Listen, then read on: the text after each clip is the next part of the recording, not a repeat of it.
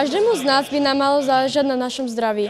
Preto medzi žiakov základnej školy Hurbanova prišli ovocinári.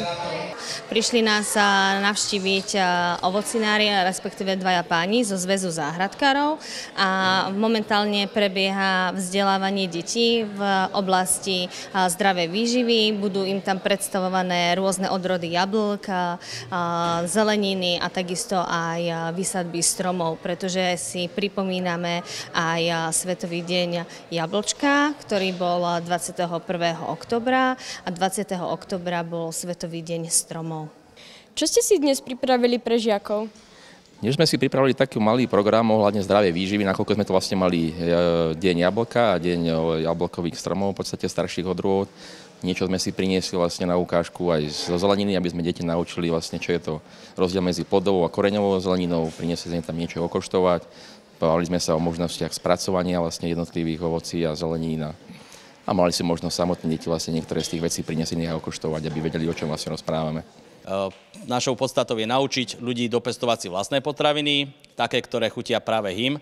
Preto robíme aj rôzne degustácie, či už jablčok, alebo aj inej zeleniny, ovocia, aby ľudia pochopili, čo je pre nich dobré a aj chutné v ich podmienkach, dopestovateľné, to, čo majú radi oni a ich deti. S akými tipmi o zdravej výžive sa chcete podeliť s deťmi? Chceli sme deťom hlavne vysvetliť to, že najdôležitejšie potraviny, ktoré jedia, sú potraviny z okolia. Čo si myslíte, čo by malo byť súčasťou zdravej výživy? Súčasťou zdravej výživy v neposlednom rade by malo byť hlavne ovocie a zelenina. To je taká najzákladnejšia zložka, ktorú by malo každé jedno dieťa mať aj vo svojom desiatovníku, aj či na raňajky alebo na olovrant, aj súčasťou obeda. Aj u nás v školskej jedálni formou šalátových bufetov alebo teda ovocných bufetov takisto poskytujeme deťom takúto stravu. Aké ovocie ti najviac chutí a prečo? Asi jablka, pretože majú dobrú šťavu a proste neviem, jablka. Asi jablko, lebo je sladké a proste chutí mi. Sušené ovocie, teda sušené jablko, preto lebo je sladké. Asi tak kokos.